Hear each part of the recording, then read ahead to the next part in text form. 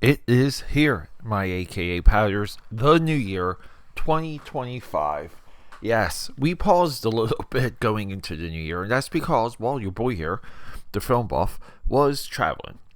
I took one of the first vacations of my life. I'll explain that to you real quick. I just want to go over what 2024 was, what we can look forward to in 2025. Yes, it's a lot of the same stuff, but we did things this following year that I had on my docket, that I had on my checklist for a very long time. We breached that, and it just feels fantastic. But there's more work to be done, and a lot of it involves you. So let's get past that intro and just have a conversation about 2025 and everything coming. Quiet on the set. Camera speed. Sound production, take one. Action! And here we go. What a year. One of the biggest failures, I just want to say, for 2024 was not succeeding in the 2 episodes a day rollout. We had a couple good weeks with that. We had a couple good scheduled drops with that. A lot of 2024 was 8 o'clock a.m., 8 o'clock p.m., nonstop. And a big chunk of that is the production flow of watching these movies, researching, taking notes, having the notes accessible when I sit down with the AKA Pad production army, we'll call it, and basically give you guys a conversation that's informed. What I've repeatedly find by doing this podcast is a lot of this stuff we see on social media. We see it, we hear it, we read it, but a lot of this social media BS, we'll call it, it really disrupts and twists movies. It just bends the perception of movies into a pretzel. So a little bit of the true mission statement of the Film Buff podcast for 2024 emerged this year, very much as it did with my YouTube channel, where we do basically the same thing with comic books. We read comics and we bring them to you. I'm a highly creative, ambitious person. I've been involved with the creative arts, the creative world, the creative industry since inception. This is something I have always done, pursued, however you want to phrase it. So I feel when I discuss movies with you guys, when I discuss comic books and other things, pop culture, I can give you a somewhat of a creator's perspective. I've been involved with a lot of business. This is my 9 to 5. I've been in a lot of those rooms where you see and hear decisions being made that sometimes spin your head, but you have to honor it. I bring that perspective into the Film Buff podcast because there's decisions made that we all know about when we talk about movies. Going into 2025, I would like to be a little bit more vocal about this. I would like to hit this point home. Also in 2025, I would like to highlight a lot of my outside reading and study and put that into this podcast. We do a lot of books. We do a lot of research. And I would like to bring some of that to you guys. Just for example, reading William Randolph Hearst, one of his biographies this year. I plowed through essentially 2 Howard Hughes biographies before the year ended. There's a lot of Hollywood lore and creation and history in just those 2 biographies alone. So maybe, I would like to get a little bit better with that. In 2025, I would like to get better with aggregating and pulling in all my other, as we call, elements into a cohesive experience, meaning what we do here echoes into the live stream. What we do in the live stream echoes into the YouTube channel, so on and so forth. This past year, I completely failed with better promotion for this podcast. Clips, viral-esque moments, highlighting the times where, I somewhat predicted the future. I somewhat nailed something. Things turned out to be true that I predicted. We want to be right, but that's a lot of the stuff that gets traction too. I try and be wrong as less as possible.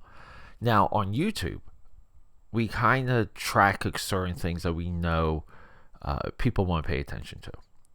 James Gunn, Superman. Just for example, a course of those videos, by the time this movie comes out, I might have 100, 200 videos on James Gunn. Some people are dropping 5 videos a day on James Gunn because they have the audience for it. We don't do that. But I'm going to be wrong along the way, right? It's just a volume thing. You talk, you put something out, you put your thoughts and your feelings out every single day. You're not going to be correct all the time. But I try and take the position of, this is my perspective.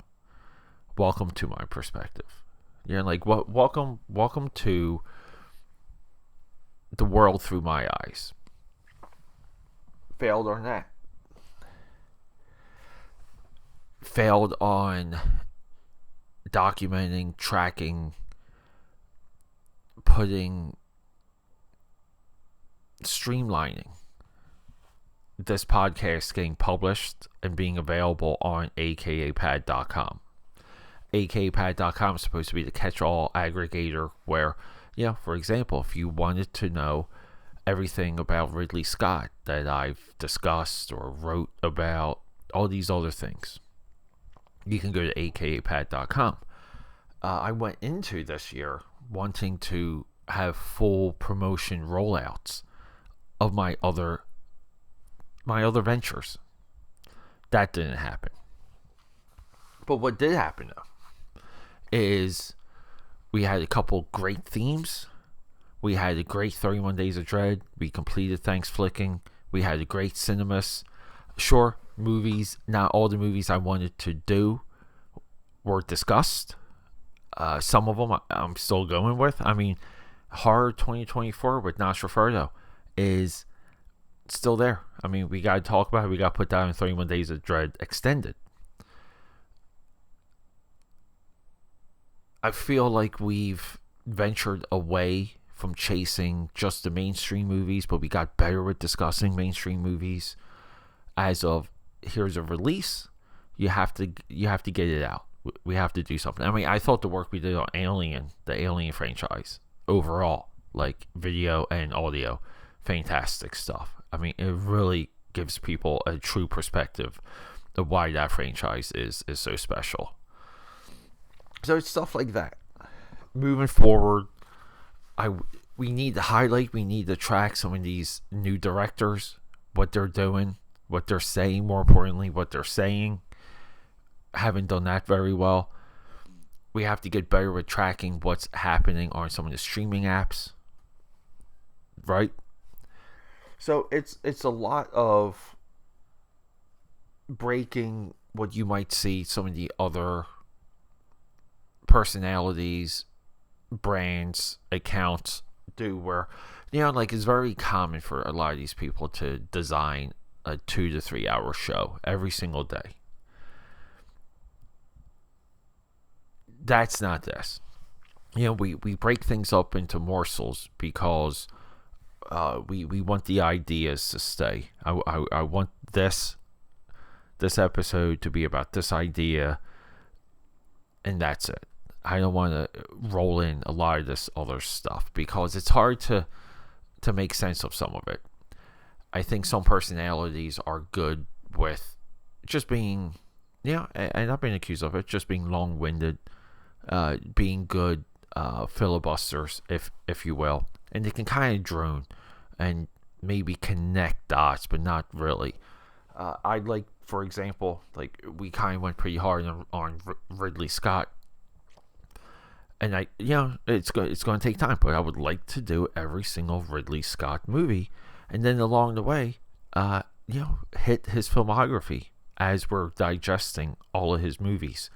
And this could take some time, but I like that mission. I like saying, we're going to focus on one director, we're going to focus on this topic, we're going to focus on this crevice, and we're really going to understand it. I think when that happens, it overflows into so many different areas when you watch around the movies. You're not just taking the movie, reviewing it, giving it a thumbs up, thumbs down, or whatever. You're contextualizing the movie for the audience, and I feel like that's what the Film Buff does really better than anything I've read or watched. Potentially coming up this year, collaborations, maybe interviews, maybe start connecting to some truly independent filmmakers. I feel like that's important, but we'll see. It's hard to incorporate other people with a show because they might not be a good interview. They can bring down the quality, and they can kind of mess with the scheduling of everything.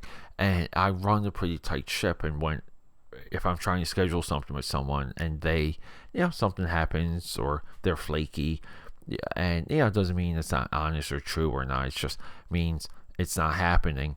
That can cascade. That can kind of have a domino effect for me to other things. So we'll see.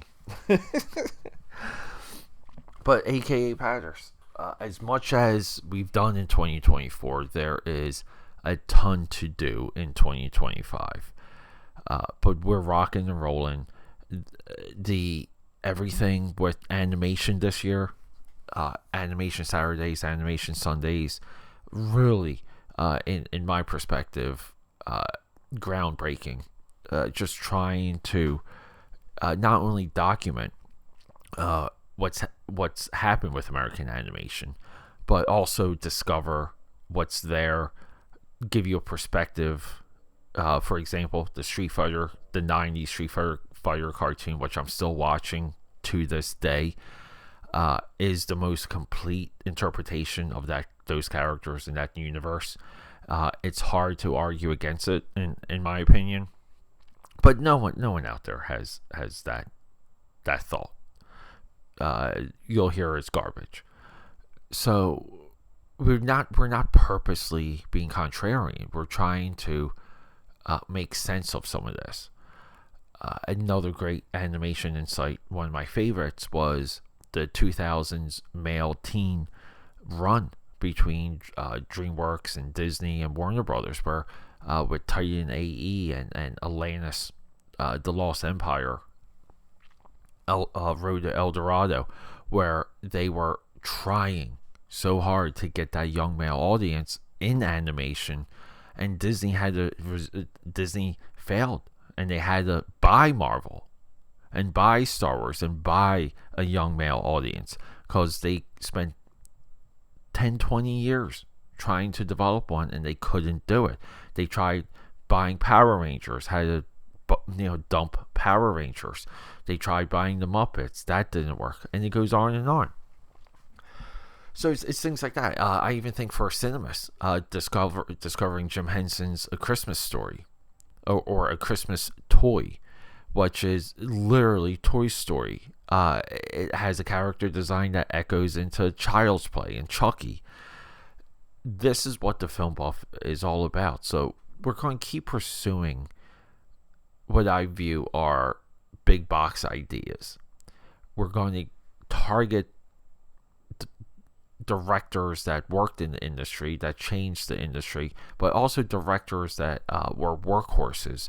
I call those guys a Robert Horry, if you're familiar with basketball. And Shaq Kobe Lakers and the David Robertson Spurs, the David Robertson Tim Duncan Spurs, the Twin Towers. Look up Robert Horry and read about how he has 5 championship rings. I believe he's got 2 with the Houston Rockets. He might have 3 with the Lakers, 2 with the Rockets, and maybe 1 with the Spurs. I mean, it's insane. But a career player that contributed. So a lot of those filmmakers and writers and cinematographers, I try and pay as much attention to as possible. One of my overarching goals is to know more for you guys, to memorize more, to be more conversational more about what I bring to you, and hopefully, that carries over. So, I don't know, AK Powders. As much as I love the productivity of 2024, there's a lot that I'm just, I'm not 100% about. And we need to change that in 2025. So, I will do better. And that's it. The Film Buff. Rock and roll.